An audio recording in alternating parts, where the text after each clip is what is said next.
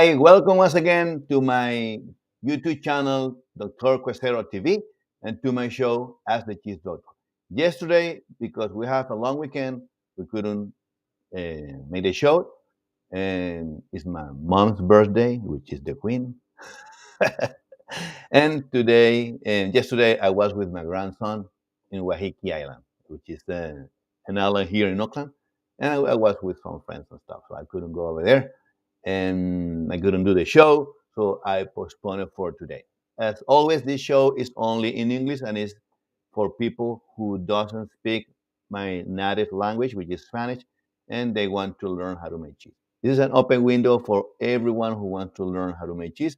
And here in my show, if you watch my channel every Saturday at 11 a.m., every Saturday, and you're going to learn how to make cheese. Okay? Today I'm going to talk about something very important if you want to be a cheesemaker, an entrepreneur cheesemaker. And if you want to go big, I'm going to talk about mechanization and scaling of the business.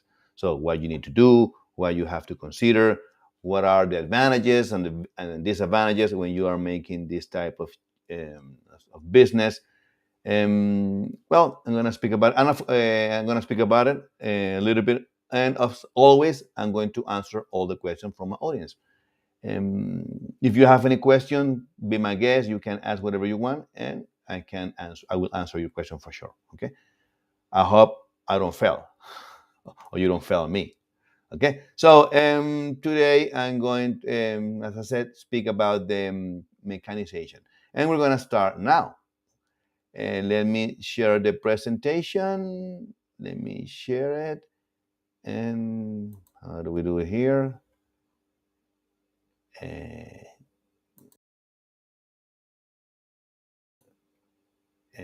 Here it is. Okay, let's go. I'm going to start from the beginning. Okay, here we are.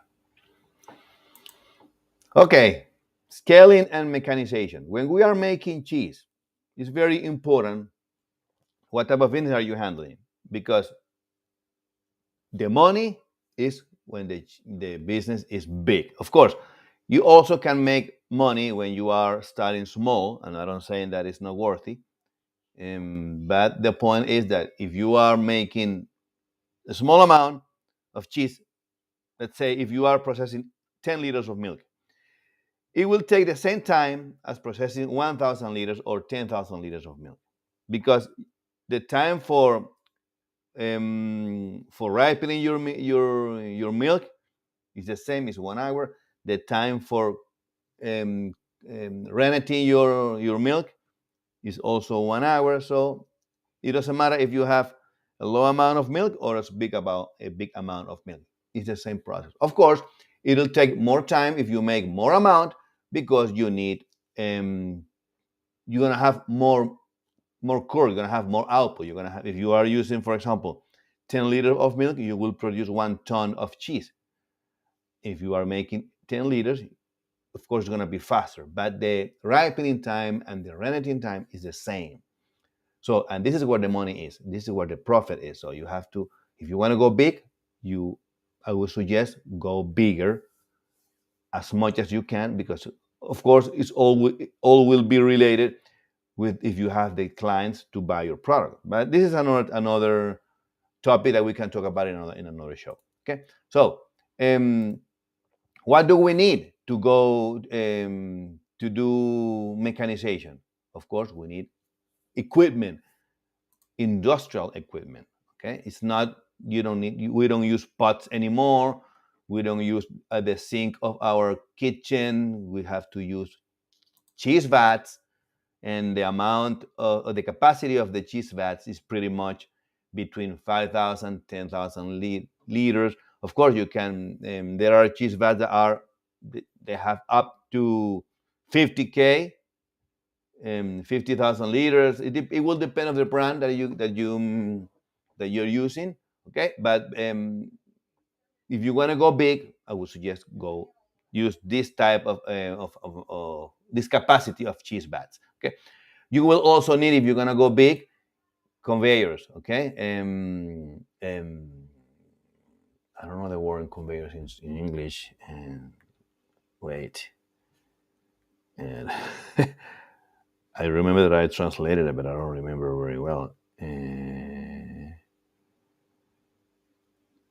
Wait. Ah, mechanical belts. Okay, conveyors. Okay, mechanical belts.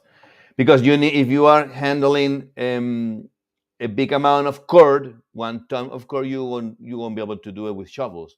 So you need to put it. Maybe you put it in the conveyors and with the shovels, and then the conveyor will transport all your cord to the place where you need it.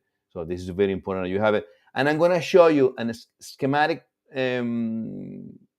an schematic drawing how you can do it, okay, and how you can process everything. But I'm going to do it in later on during the presentation. Okay. You also will need pumps because I mean, by shovels is very complicated to handling your curd because the curd, I mean, people get tired, especially if they are managing 1 ton or 2 tons of curd. So what we use is pumps, and the pumps will suck the curd and put it into the mold. Of course, these are not the same pump that we used to use when we are pumping water or pumping whatever any other liquid. These are piston pumps that use them. They use and these makers use, and these are special pumps. Of course, all of them need to be sanitized, but I'm going to talk about it a little bit later on. You need to control your flow. Okay, you have to. You just not just pumping, but if you are pumping your cord, for example, to the mold, you need to control it. You need to put switch on and off so you can control your flow. And once your molds are ready and full, fill up to the top, you need to stop the flow, so you need to turn it off. And these are the industry has instruments to do that. Okay, you will also need pasteurizers, but these pasteurizers are they use a process called heat interchange or heat exchange, and these are continuous pasteurizers that for once in one side the milk is entering raw and cold, and on the other side the milk is entering at the temperature that where you need it. It's already, I mean, it goes directly to the exchangers, get hot, and then with the same milk, because we don't use water, we use the same milk. This milk cool the already pasteurized milk, and goes directly to the vat. Okay, this is of course these exchangers or these pasteurizers are really expensive. I would say they might cost, depending on the volume that you are handling, up to $100,000. It will maybe more. Okay. Of course, if you are managing small amounts, you can use batch pasteurizers.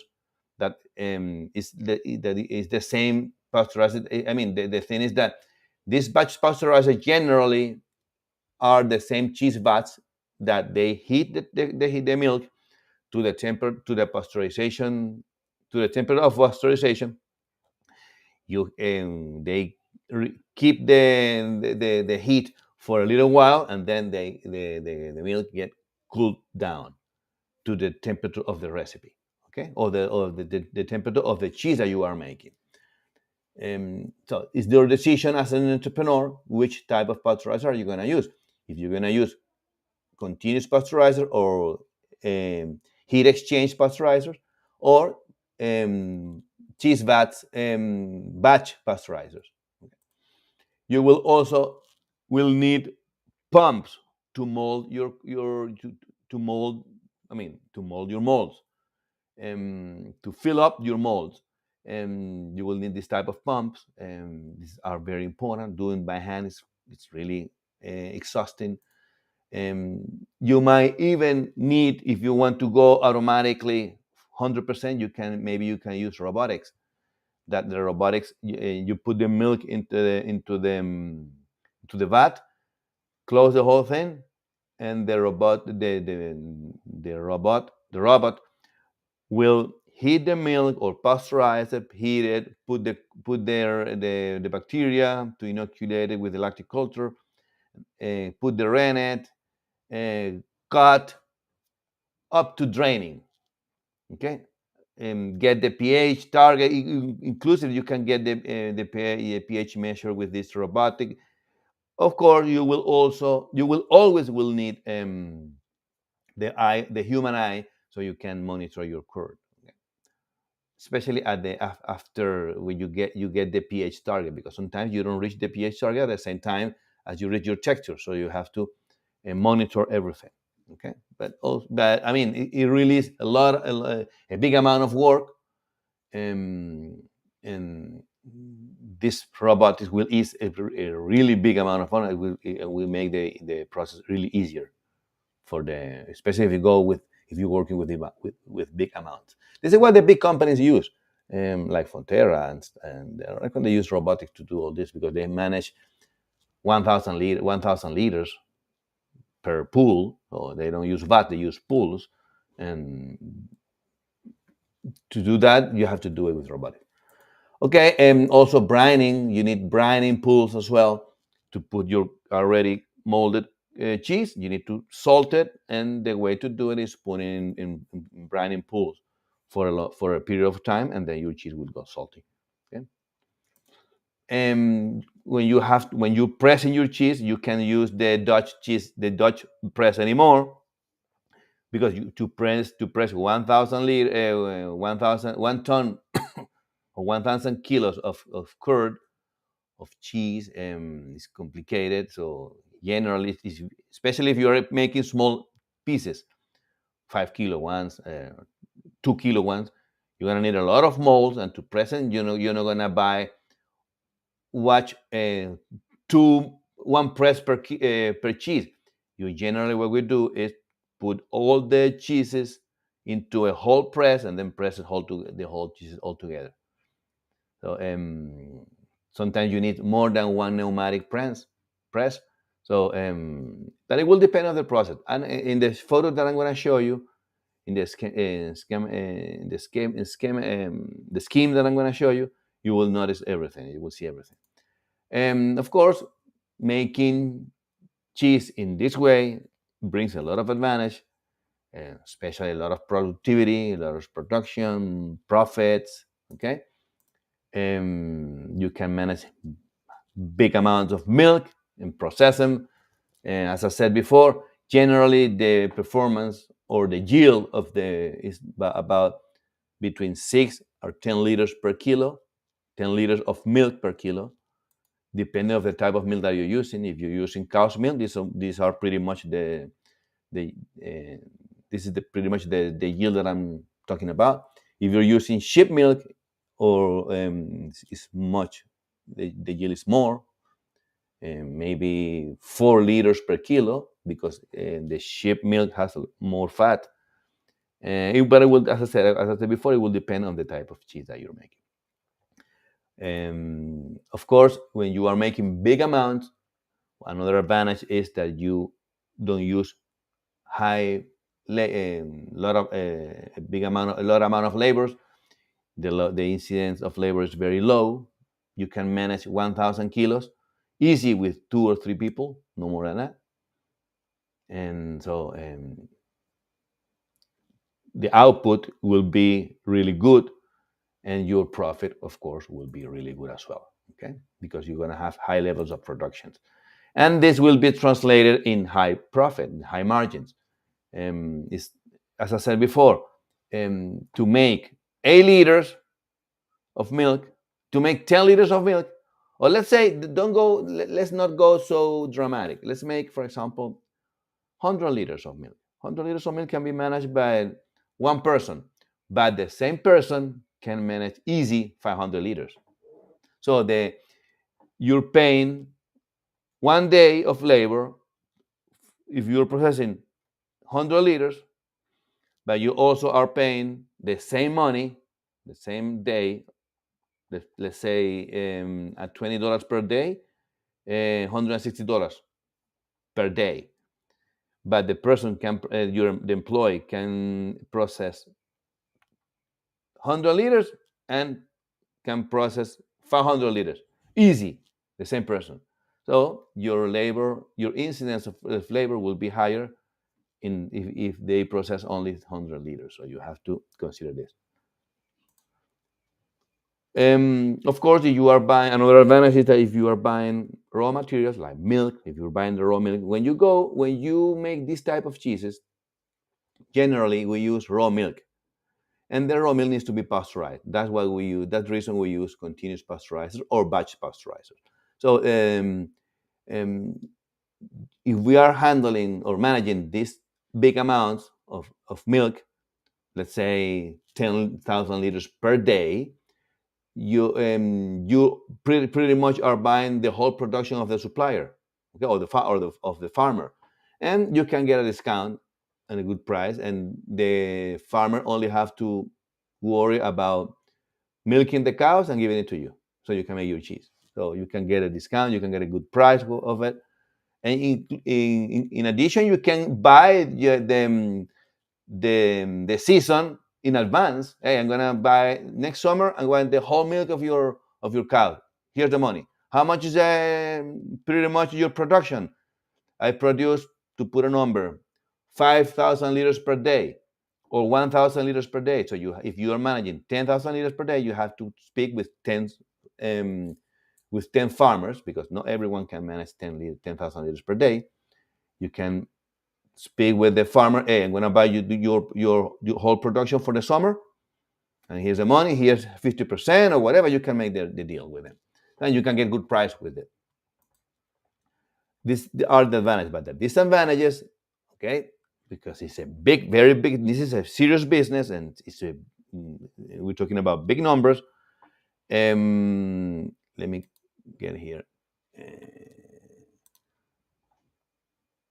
Okay, and the disadvantages is that if you are managing this amount of milk, these volumes, you can be attacked by cross contamination. You can be your risk of cross contamination will be bigger.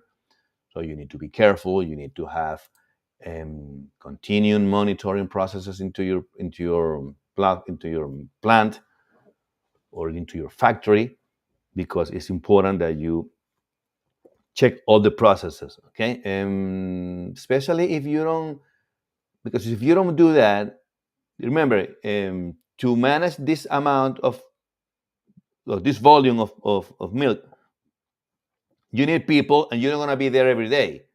So you need people, the employees. Sometimes they don't want to go to work one day, or they maybe the day before they had a party, and they have a little bit of hangover, so they're not working 100%. Sometimes, despite this, the employees, they I don't know. They had living la vida loca the day before, and they smoke marijuana. It's very common, especially in construction and and and this type of industry as well.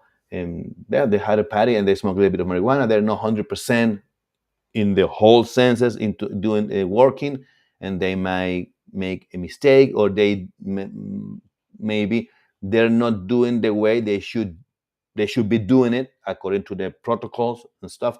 So you need to continue monitor these processes. Okay, so it's complicated. Now the business is bigger, it gives more money, but it gets more complicated as well.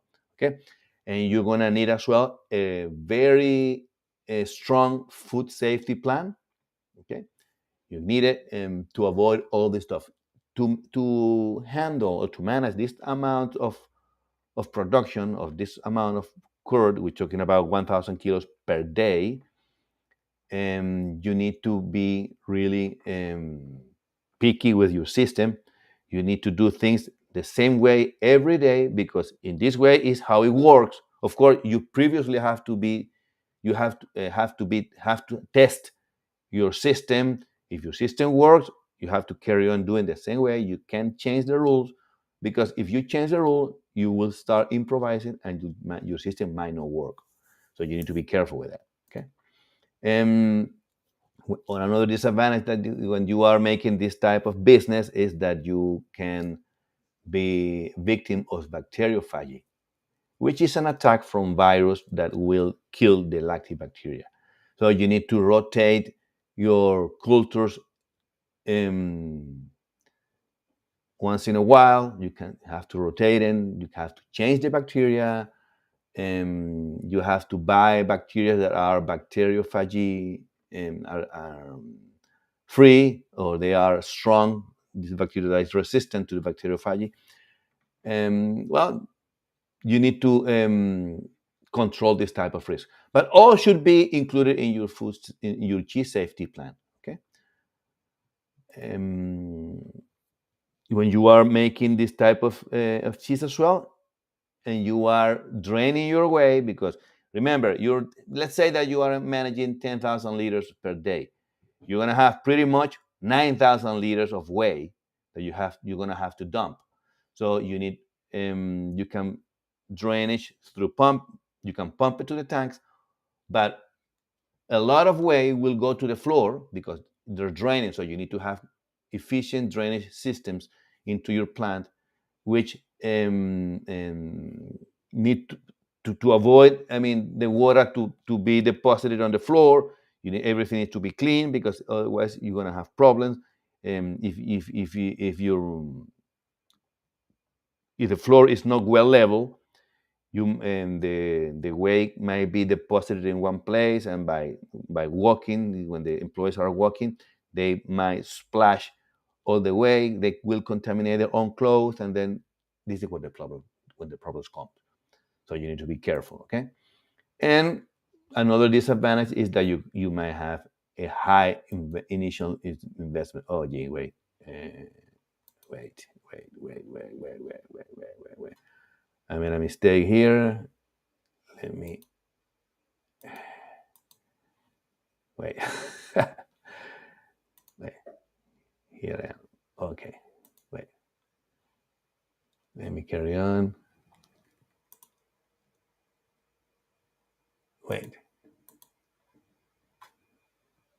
Where were we? We were here.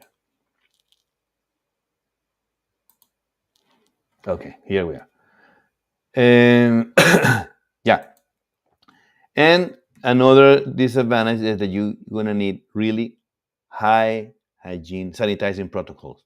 You need to have very strong sanitizing protocols, because making cheese in these amounts, you're gonna, as I said before, the time is pretty much maybe 1 hour, 2 hours later, but the rest of the day, because the biggest sub plant, your factory is so big, you need to start cleaning. And to clean this type of factories is, I mean, you need a lot of time.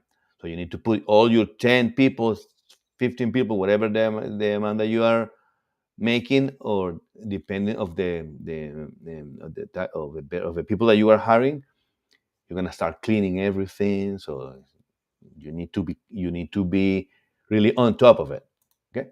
And here I have a drawing, more or less a scheme of how the plant should be, and I'm going to explain to you now. For example, in this area, number one is where you have to when you are pasteurizing your milk. Okay, let me see if you are having output. Okay, are we having output here? Wait. I don't want to. Wait.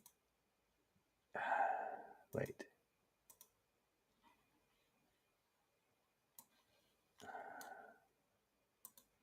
Okay, let me go again, because we are having.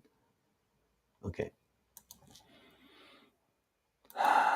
So, number one, as you say, see, number one is when you pasteurize your milk. So your milk have to come from the tank here. This is the pump that comes from the tank, and the milk is pumped to this pasteurizer with our heat exchange pasteurizer. It's a continuous pasteurizer. So the milk passes through here, all this pasteurizer here, travels all around here, get heat, get cold, get pasteurized, and then it passes to this pump here, and the pump will pump it to the cheese vats here. Okay, this is number one, the pasteurization.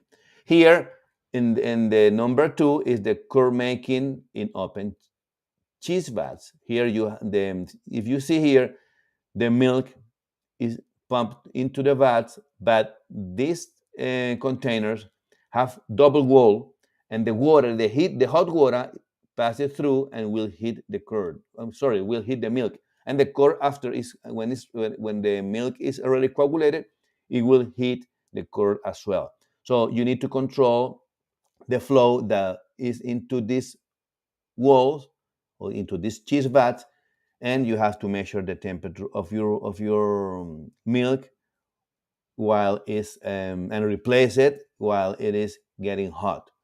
Once you reach your temperature, you stop draining water into these walls, and you can start in to the next step, which in this case will be to inoculate your milk because it's already pasteurized. To inoculate your milk with the lactic bacteria, and then you measure the bacteria. This thing that you see here is the pallets that they steer the milk. Of course, everything is done mechanically. There is no human working there. And once your milk is steered and all the culture is already mixed, you need to same process. It's the same process as you do it in your kitchen. You have to wait 1 hour, wait for the milk to ripen, and after 1 hour, you add the rennet with the same protocol. You need to steer the milk, put the rennet inside, get coagulate your milk, and then you can cut it. But you don't cut it by hand. You cut it with the same machine. Of course, if you are managing smaller amounts, you can cut with the whisk or with the harp, with the cheese harp. And generally, medium cheese factories use harps. Okay, medium small ones use harps. If you are making big amounts, 2 tons per day, 3 tons per day, when you are processing 30,000, 40,000 liters per day, you will need, you can do it by hand because you're going to spend the whole day. You do it mechanically. So, and these machines or these harps, which are mechanical ones, they just steer the curd up to the amount that you want it. Okay, in this case they don't do it. They just do it mechanically, and they start cutting and cutting and cutting until you get the right size of your curd. Okay. Well, when you after you reach your pH target and your texture, there is three outputs. In this number three is to produce soft or semi-soft cheeses. In the number six, they produce hard cheeses or semi-hard cheeses, and in the station number eight, they would produce, for example, feta.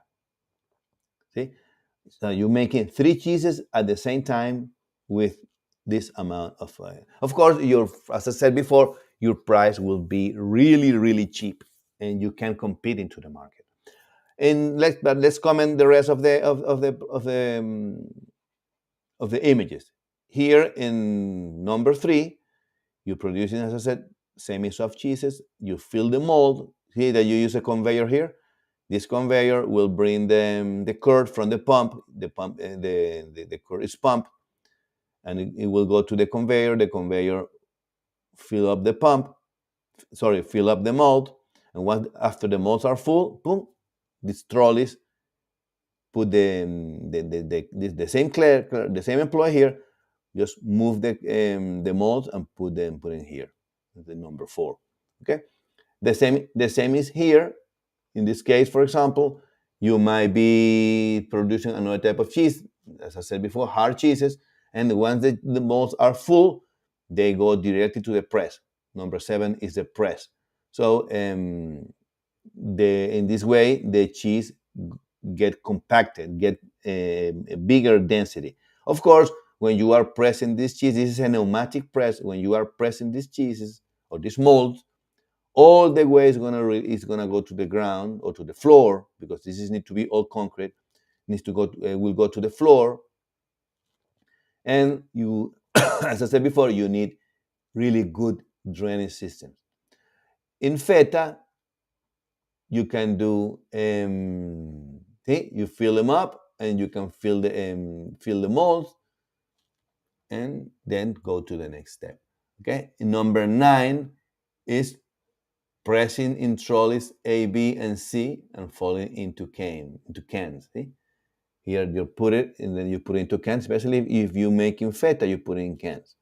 But after the cheese is done, after the cheese is made and it's pressed, it hasn't been salted yet, correct? So you need to go to number 10. Once the cheese is ready, you put it into the um, brine tank. This is a brine tank. Sometimes the tank is bigger, depending of the output that you have, but they are already in molds, in racks. Eh? They are in racks, and they are getting into this pool. And you're not gonna do it by hand. You need a crane. So you put it in a crane them up, and put it inside the cheese, the cheese, the brine pool. And this is how you make this type of cheeses. See?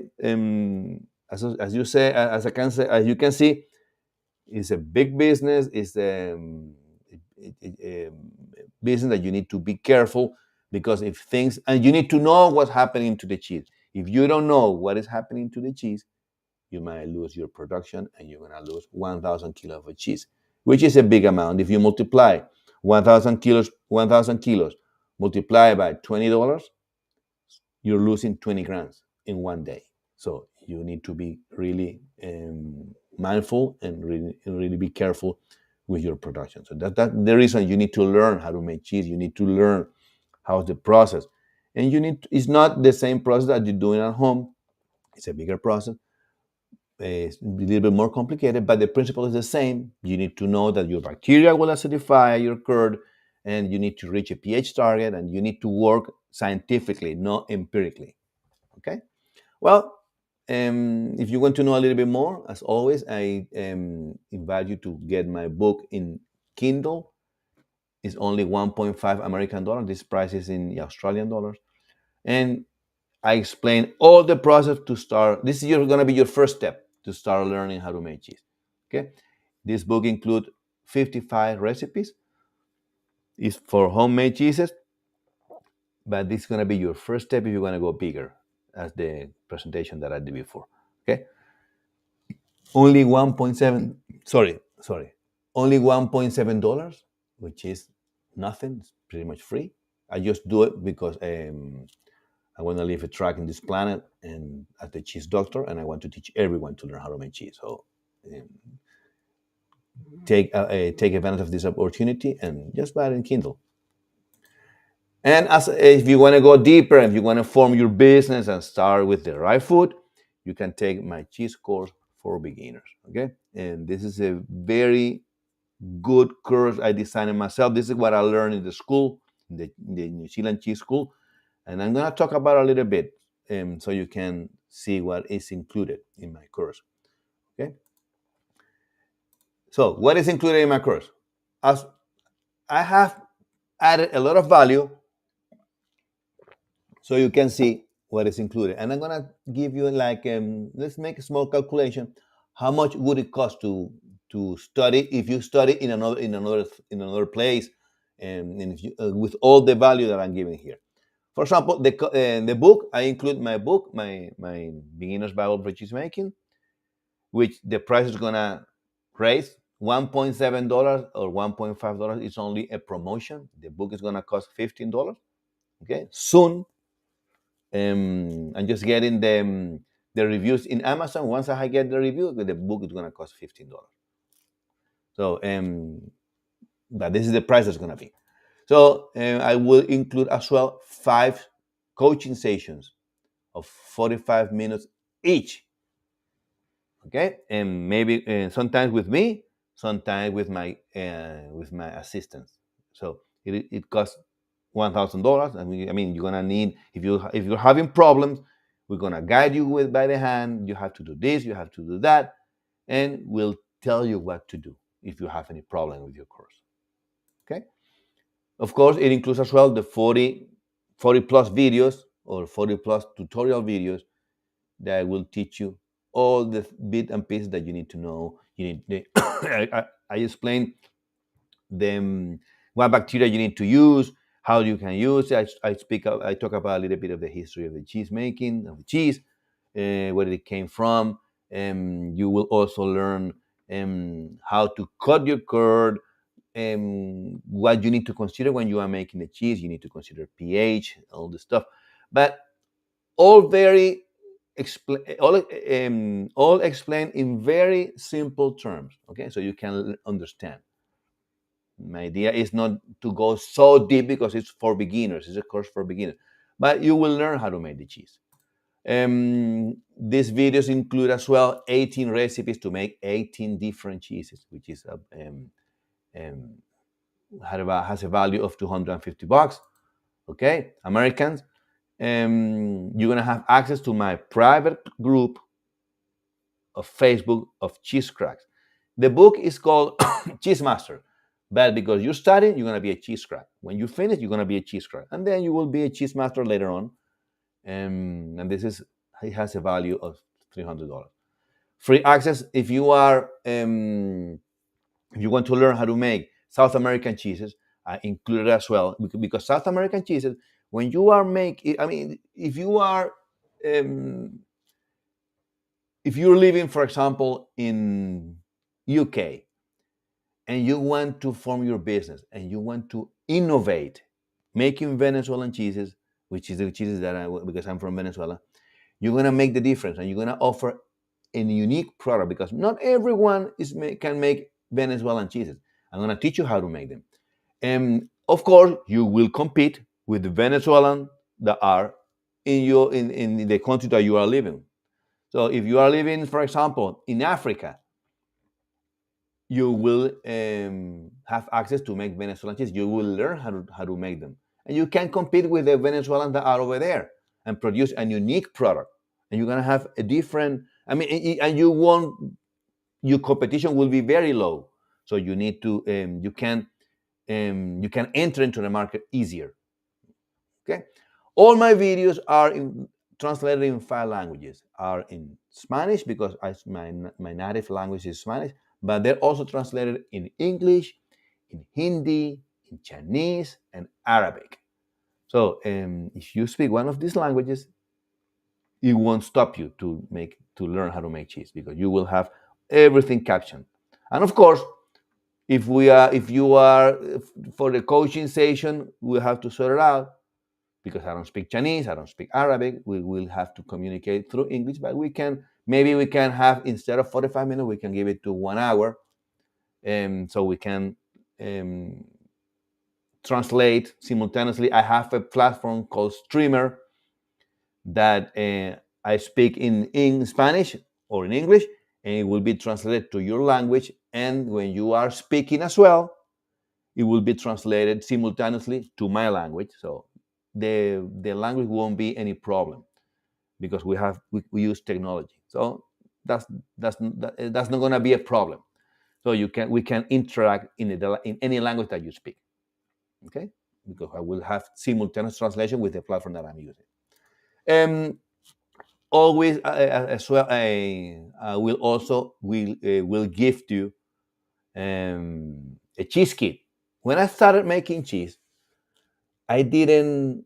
I mean, I suffered to buy my first kit. It cost me $75. I remember, and I struggle a lot because when we start a new life, we are short of money. We are starting a new life in another country, and we are short of money. We are taking care of our finances. Yeah. So and to buy this cheese, I thought a lot. I thought about it a lot. So in this case, I'm going to give it to you for free. You just only need to pay shipping. The shipping is only maybe $30, $35.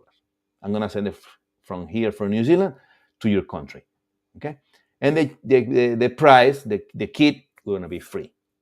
You won't have to pay for it.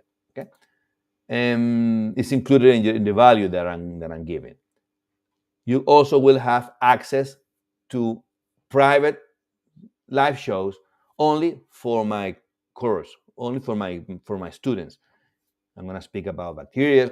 Bacteria. I'm gonna Any topic that I consider interesting, you're gonna have access to it, which people from the channel, my normal subscribers, they don't have access to because they need to. This is for specifically people who want to learn how to make cheese and they're gonna go serious. And explain things that I don't explain in my channel. Okay. You will have also this is value $300. Um, a lifetime membership to my cheese crack club, which is $350 as well. And upon completion of the course, when you finish your course, I'm gonna send you free of charge, only pay shipping. Okay. Then a T-shirt that says "I am a cheese crack." Okay. You're gonna have this shirt. It's gonna be free. It's valued in $85, but you only have to pay shipping, which the shipping will be maybe $20 or $30. No, I reckon no more than that. If it is more than that, I'll pay the difference. So don't worry about it. Okay, if it is more than $35, I'll pay the difference. And I'm gonna show you. I'm gonna give you as well a desktop for the cell phone with the manifest of the Cheese Master Group. For example, I have a philosophy of life that everything is possible, and you just need to work on it, and wish it deep into your heart, and work for it, and it will make a reality. It will come true. So, and this is a good way that we can auto um, stimulate. Okay, it's positive energy that you will receive, so you can make the difference and you can start on your journey to making your own cheese making factory or making your own cheese making business. Okay, and of course, this is value $50, and also a a virtual coupon. It never expire for 15%. It's a discount for life. Okay, and it's value in $100. Is in reality, it's more than that because I mean $800 is nothing. This is the discount, and if you divide 800 by 15, you will have to buy only $5,000 in my cheese store. So you're gonna buy more than that in your life. $5,000 maybe you might buy in 1 or 2 years, but if you live 20 years, it's gonna be more than that. But you're gonna have your 15% discount, your coupon under your name forever. Okay, it won't expire. So anything that you buy into my store, you will have it. You will have your coupon. And you also will have the spreadsheet for free to calculate the price of your future cheeses, okay? Because you need to analyze cost by raw materials, equipment, labor, and your profit. And then after that, you can include your taxes. But you have a starting point. You can make all these calculations, and I'm going to give you the spreadsheet to do that because this is the one that I use. Okay, I don't calculate my GC just by guessing. I need to make analysis, and we need to have an analysis, and I'm going to give it to you as well. And also the Pearson Square worksheet, so you can standardize your make. Sometimes you're making a cheese with a higher fat content or a lower fat content, and you need to calculate the numbers. For example, if you are making a cheese 2%, 3% fat content, you need to know how much skim milk you have to add. Or if you're making a cheese, a double cream brie, to put a name, to say a name, a double cream brie, and your milk is 3.4, you need to add X amount depending of the amount of fat that you want to add, or maybe a triple cream brie. So you can calculate all this with the Pearson Square worksheet that I'm giving to you for free. It costs $20. It's a spreadsheet that I did, so I just put in $20. And as I said before, if you are using, if you want to get into the South American market to make a point of difference, you can buy my ebook which is in Amazon. It costs $70, and I'm gonna give it to you for free if you take this course. Okay, it's the ebook. You buy the course, and I will send it to you.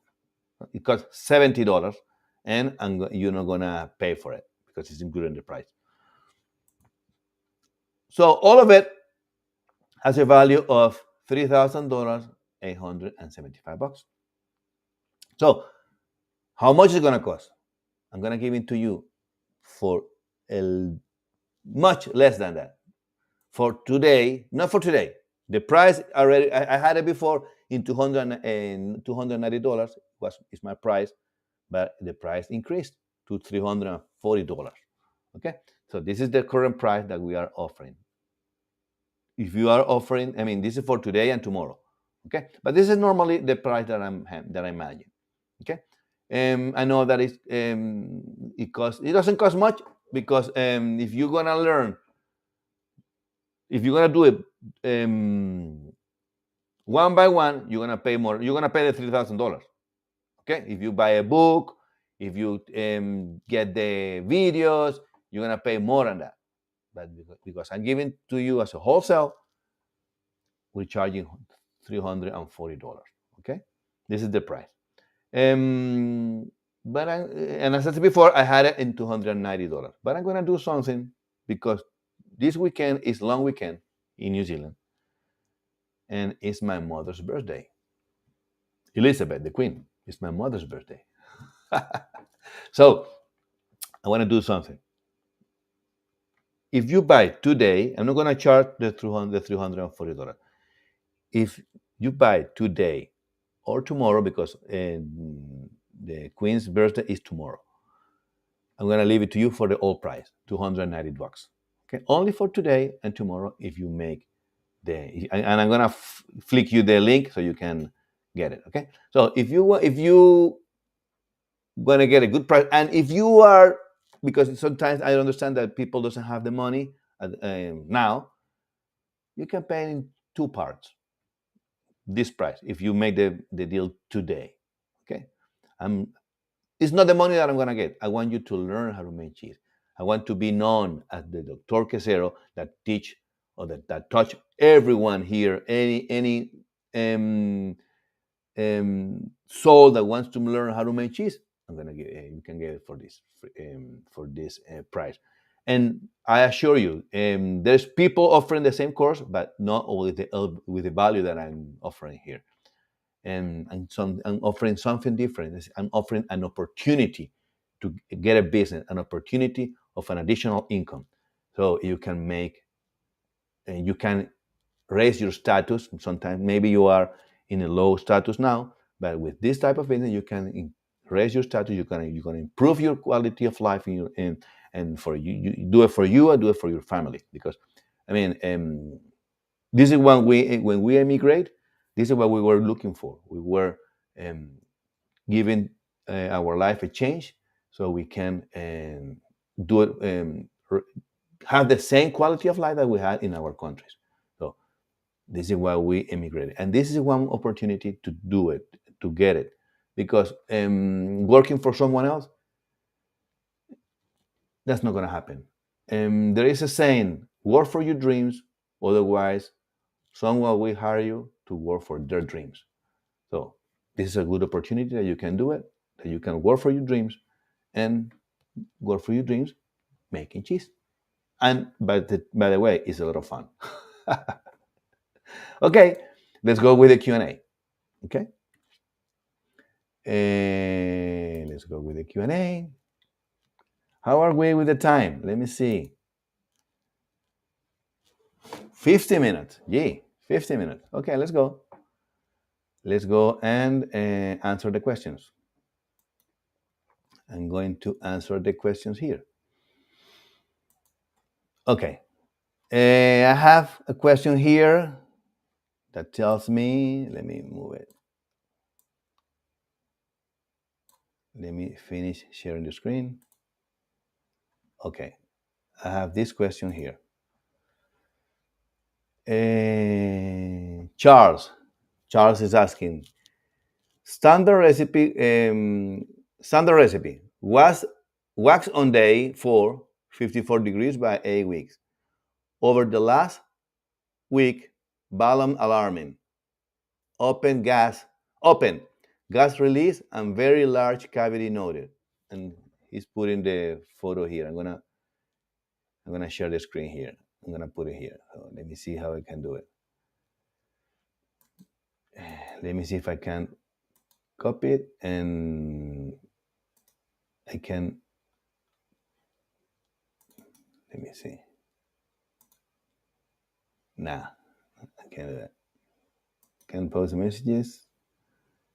Nah, can't be done. Let me see if I can put the image here. Oh, wait.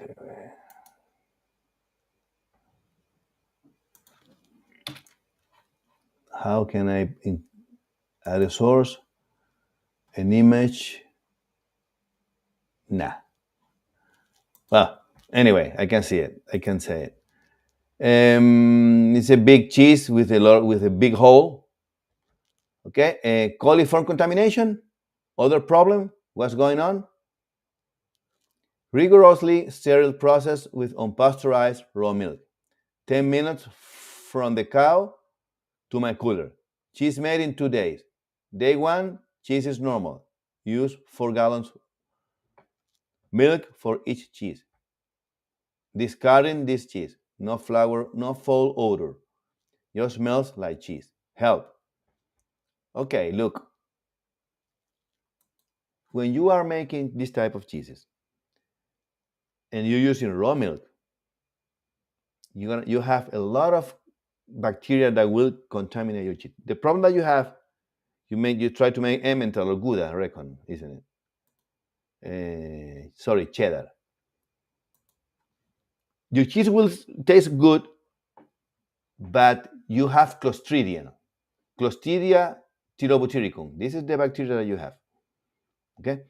And you can, next time when you make your cheese, you can't do anything about it. What I suggest to do is 2 things. The first one, first of all, you have to pasteurize your milk. Because you use raw milk, your milk have all these bacteria, Clostridium tyrobutyricum, and they will ferment your lactic, your butyric acid.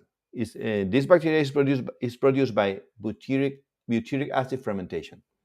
So this fermentation produces gas, and this gas is the one that will produce the holes, and these holes are the ones that you watch here in your cheese. So to avoid that, you can do 2 things. The first one, pasteurize your milk. Okay. The second one, you have to use a nitrate, potassium nitrate, sodium nitrate. Of course, you have to know the amount, the right amount, because if you use too much, it's going to be poisonous. So you need to use nitrates to your cheese, to your milk. And then the nitrate will control the Clostridia. Okay, this is one way to avoid this type of attack. And this is Clostridia or Clostridium tyrobutyricum is the name of the bacteria that is attacking your cheese. So you need to be careful. Okay, use nitrate, sodium nitrate, potassium nitrate, and you will avoid that. Okay, let's go with another question. It says here, let me see. By the way, I'm gonna include you all the links that I have here. Wait. If you want to take the course for beginners, here's the link. Let me give you this one, and here it is. The Bible for cheese making as well. Okay. Here it is. I'm gonna put it to you here so you can have it. These are the links. Okay. If you want to know more about the cheese making course for beginners. Otherwise, if you don't know, flick me an email, Dr. Quesero, which is cheese doctor in Spanish, drquesero at gmail.com, and I will send you the link, okay, in English. No worries. Okay, let's go with another question. It says here, Claudia is asking here, where I live, I only have raw milk directly from the cow. Can I make my cheese using this milk? We'll have to do something before to kill the bacteria. Thanks. Okay, Claudia, what you have to do, if you are making fresh cheeses, you need to pasteurize your milk. How to pasteurize your milk is very easy. Heat them up at a certain temperature, keep it for a while with the same temperature, and then cool off. If you want to know more about it, go to my channel. There is a video, Pasteurization Techniques. It's in English. It's in 5 languages. So, and you will learn how to pasteurize. Depending of the pasteurization temperature that you use, you're going to have a waiting time. The higher the temperature, the less the waiting time. One combination is 63 degrees. Keep this temperature for half an hour and then cool off or cool down your milk, start away, okay? Until the temperature of your recipe. This is one way to pasteurize. But if you are doing, if you are making, if you are using another higher temperature, your waiting time is less. So you have to, doesn't matter, okay? You have to know the right combination, okay? Watch the video, everything is there. So I don't have to explain you here again, because if you watch the video, you're gonna learn, easy. Okay, another question is Omar. Omar Ponson. He says, I'm making mozzarella, but when I put the cheese into the brine to preserve it, it becomes blurry and it starts to disintegrate. What can I do? Well, look, this is very common when you make mozzarella. When you are making mozzarella and your brine is not the brine, it should be, you have to prepare your brine in a specific way. You will have this problem. What is the problem? The water of the brine, your brine, is hydrating too much your casein, your curd. So that's the reason it becomes so blurry, slippery. I would call it slippery because it's slippery. Yeah. So put a little bit of calcium chloride on your brine, and you have to regulate your pH as well. Okay, pretty much more the same of your of your cheese. So in this way, you shouldn't get slippery. Okay, very easy. Another question here is, oh gee,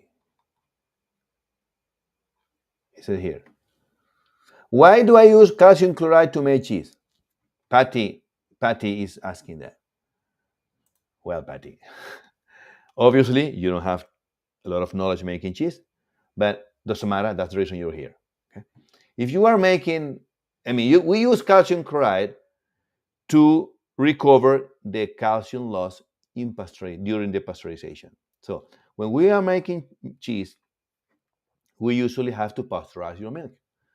By pasteurizing your milk, your cheese or your milk will lose about 15% of the native calcium content.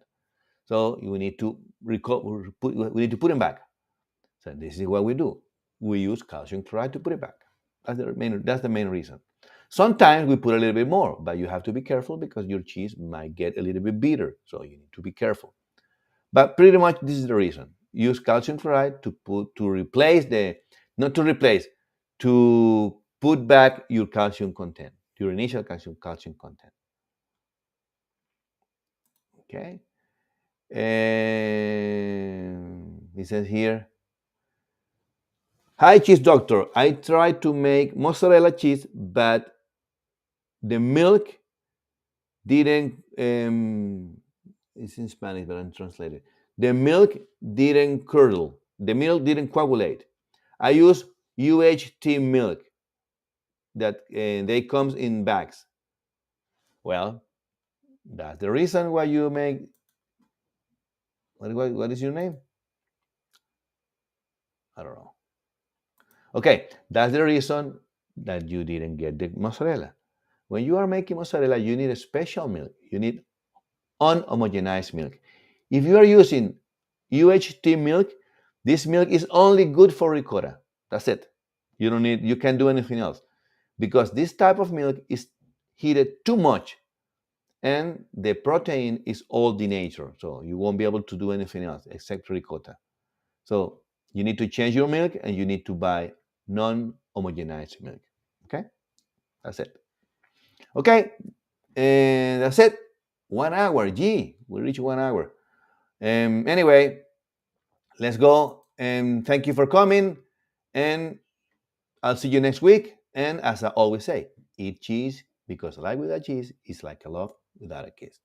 Okay, see you next week. Take it easy. Quesitos en casa, fáciles de hacer son. El doctor Quesero te enseña con sabor. Quesitos en casa, fáciles de hacer son. El doctor Quesero te enseña con sabor. Quesos colombianos y venezolanos, todo hecho en tu casa. Con sabor zuliano y calor humano. Los quesos en casa tienen vitaminas rápidos de